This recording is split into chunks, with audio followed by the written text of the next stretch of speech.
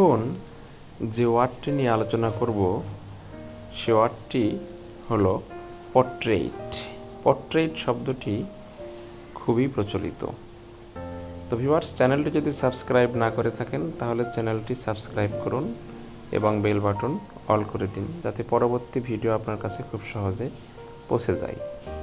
Portrait শব্দের অর্থ ছবি, চিত্র, অবয়ব, আকৃতি। সিনোনিম বা সমার্থক শব্দ: পিকচার, ইমেজ, ফটো। ধন্যবাদ।